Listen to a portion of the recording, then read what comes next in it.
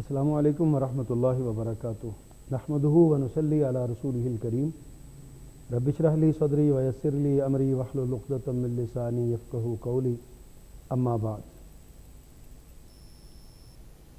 اعوذ باللہ من الشیطان الرجیم بسم اللہ الرحمن الرحیم لتکبروا اللہ علی ما ہداکم۔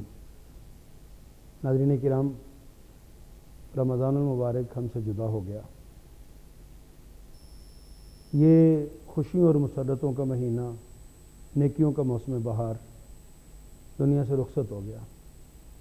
اب آئندہ سال جب یہ آئے گا انشاءاللہ تو نہ جانے ہم ہوں گے یا نہیں ہوں گے۔ آج ہم عید الفطر کی خوشیاں منا رہے ہیں۔ آج ہمارے ذہن میں، ہمارے ماحول میں خوشیوں کا ایک عجیب سما ہے۔ آج ہم نے جو سارا سال محنت کی ہے، اس محنت کے انعام کا دن ہے۔ آج اللہ سبحانہ و تعالیٰ نے ہمارے لیے رحمتوں کے دھانے کھول دیے۔ اللہ پاک نے ہمیں رحمت و بخشش کی نوید سنائی ہے۔ اس مہینے میں ہم نے جو خوشیاں منائیں، آج ان خوشیوں کی کنکلوژن کا دن ہے۔ اللہ نے ہمیں رمضان کا مہینہ یعنی گزرتا ہے تو عید الفطر بہت سی خوشیوں کا مجموعہ ہے۔ روزوں کی خوشی ہے، قیام اللیل کی خوشی ہے، نزول قرآن کی خوشی ہے، لیلۃ القدر کی خوشی ہے، رحمت و بخشش کی نوید کی خوشی ہے، عذاب جہنم سے آزادی کی خوشی ہے، جنت کے پروانے کی خوشی ہے، صدقہ فطر کے ذریعے ہم نے جو خیر خواہی کی ہے اس کی خوشی ہے، زکوٰۃ کے ذریعے ہم نے جو لوگوں سے تعاون کیا اس کی خوشی ہے، عام صدقات جو نفلی صدقات ہیں ان کے لیے ہم نے جو محنت کی ہے یہ خوشی ہے۔ خوشیاں ہی خوشیاں ہمارا مقدر اللہ نے بنایا ہے۔ لیکن یہ عید کا دن صرف خوشیوں کو اکٹھے کرنے کا دن نہیں ہے۔ عید کا دن خوشیاں تقسیم کرنے کا بھی دن ہے۔ عید کے دن میں یہ نہ ہو کہ ہم اپنے گھروں میں غیر شرعی احکامات، غیر شرعی اعمال کر کے ہم اللہ کو ناراض کر لیں۔ پورے مہینے میں ہم نے جو اللہ کو منایا ہے وہ ہم ناراض کر لیں۔ اللہ نے ہمیں فرمایا قد افلح من تزکا، کامیاب وہ ہے جس نے تزکیہ نفس کر لیا۔ رمضان نے ہمارا تزکیہ نفس کیا ہے اور عید ہمارے اس تزکیہ نفس کو اور مہمیز دینے کے لیے آئی ہے۔ یہ ہمارا جو جذبہ ہے، یہ اس جذبے کو دائمی ہونا چاہیے۔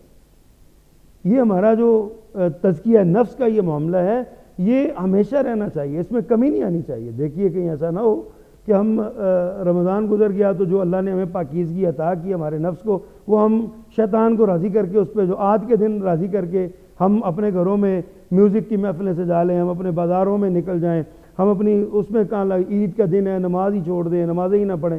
یہ سارے کام ہمیں نہیں کرنے چاہیے۔ ہمیں اللہ کی رضا کے لیے ہم نے جو کام کیا ان پر دوام ہمیں رہنا چاہیے۔ ناظرین کرام، عید ہے، اللہ نے فرمایا یہ عید بھی سی ہے لتکبروا اللہ علی ما ہداکم، تاکہ تم اللہ کی بڑائی بیان کرو اس سے جو تمہیں ہدایت دی ہے، رمضان کی ہدایت دی ہے، لیلۃ القدر کی طرف رہنمائی کی ہے۔ ہمیں یہ بہانے دیے ہیں چھوٹے چھوٹے، تم کام تھوڑے کر لو زیادہ اجر دوں گا۔ اللہ نے ہمیں یہ دن دیا تاکہ اللہ کی بڑائی بیان کریں۔ یہی وجہ ہے کہ جب عید کا دن آتا ہے تو ہمیں جہاں اور بہت سے کام کرنے ہوتے ہیں، مثلا مسواک کرنی چاہیے، غسل کرنا چاہیے، نئے کپڑے میسر ہوں تو پہننے چاہیے، ورنہ پرانے کپڑے دھو کے صاف کر کے پہننا چاہیے، خوشبو ہمیں اس پر لگانی چاہیے۔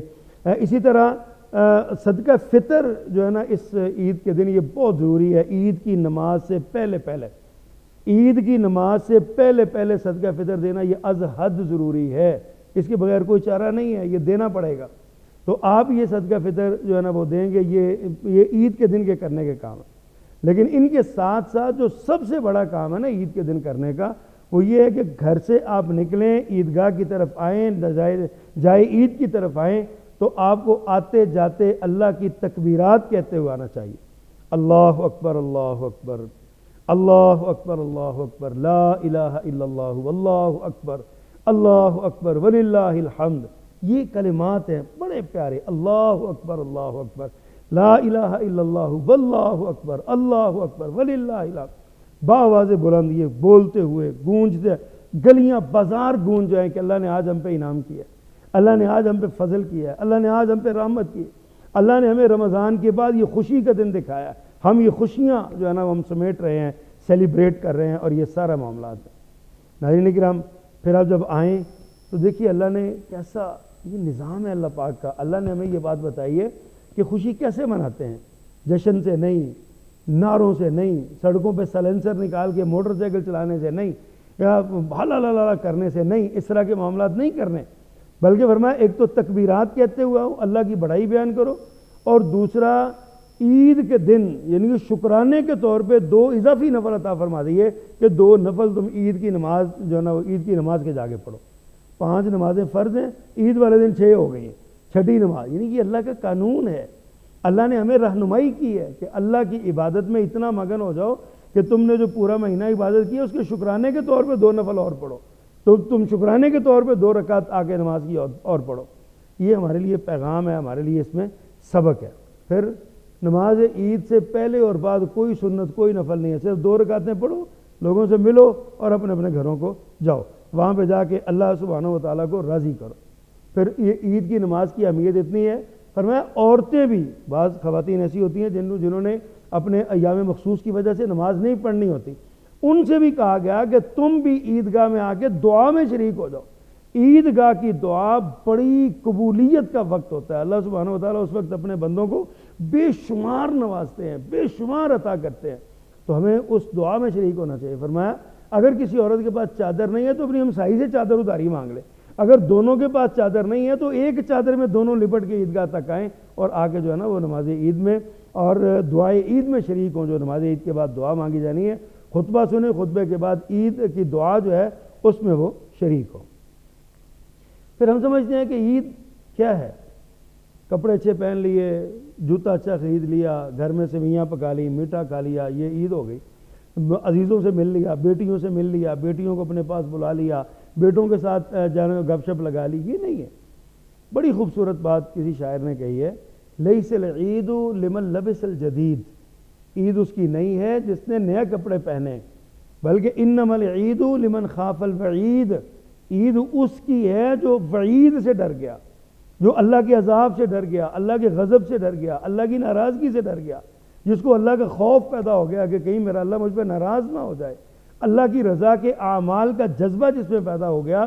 پورے مہینے میں جو ہم نے کوشش اور کاوش کی ہے وہ کوشش اور کاوش پکی ہو گئی، ہم پکے نمازی ہو گئے، تکبیر تحریمہ سے پڑھنے والے ہو گئے۔ فرمایا عید تو اصل میں ان کی ہے، ورنہ عید تو سارے ہی مناتے ہیں، جس نے کوئی روزہ نہیں رکھا وہ بھی سویاں کھانے میں سب سے آگے ہوتا ہے، جس نے سارا رمضان نماز تراویح نہیں پڑھی وہ بھی نئے کپڑے پہن کے سب سے گلے میں آگے بڑھ بڑھ کے گلے مل رہا ہے۔ اللہ اکبر۔ اسی طرح ناظرین کرام، آج عید جن حالات میں آ رہی ہے یہ حالات بھی بڑے کریٹیکل ہیں، بڑے دیگرگو ہیں۔ کرونا بیماری نے لاک ڈاؤن لگایا ہوا ہے سارے ملک میں، ہم کسی سے مل نہیں سکتے، کسی کے پاس جا نہیں سکتے، ٹرانسپورٹ بند ہے۔ آپ کیا سمجھتے ہیں کہ یہ دنیا کو کوئی ایسی طاقت، کوئی ویکسین، کوئی ڈاکٹر، کوئی حکومت اس بیماری کا علاج کر سکتی ہے؟ نہیں، دنیا میں ایسا نہیں ہو سکتا۔ یہ اللہ نے بیماری بھیجی ہے، اللہ ہی اس کا مداوع کرے گا۔ تو آج عید کے دن یہ بھی ضروری ہے اپنی صحت کا خیال کریں۔ نہ جانے ڈاکٹر یہی بتاتے ہیں، ماہرین علاج یہی بتاتے ہیں، معالجین یہی بتاتے ہیں کہ یہ بیماری ایسے پھیلتی ہے، سانس ایک دوسرے سے جب کنورٹ ہوتی ہے تو اس کے ساتھ پھیلتی ہے، تھوڑا سا بچ جانا چاہیے۔ ان حالات میں سب سے بڑی بات جو ہمارے کرنے کا کام ہے وہ یہ ہے کہ ہم اللہ کے حضور توبہ کریں۔ آج عید کے دن کو یوم توبہ کے طور پہ منائیں، آج عید کے دن کو صرف توبہ کر کے منائیں، یا اللہ ہمیں معاف کر دے، الہی ہمارے حال پہ رحم فرما دے، یا اللہ تو ہم سے یہ بیماری دور لے جا، اپنی ان مخلوقات پہ لے جا جن کو تو ہی جانتا ہے، میں نہیں پتا، ان کو ایسی جگہوں پہ لے جا جہاں تیری کوئی مخلوق نہیں بستی، تیری کائنات بڑی وسیع ہے۔ اللہ انسانیت کے حال پہ رحم فرما، اللہ سے دعائیں مانگے۔ آج اپنے جو ہے نا وہ اپنے دل کو صاف کریں، اللہ سے التجائیں کریں، یہ آج عید کا دن ہے۔ پھر اسی طرح عید کے اس موقع پر عید کی خوشیوں میں اپنے گرد و نواح کے لوگوں کو شریک کریں۔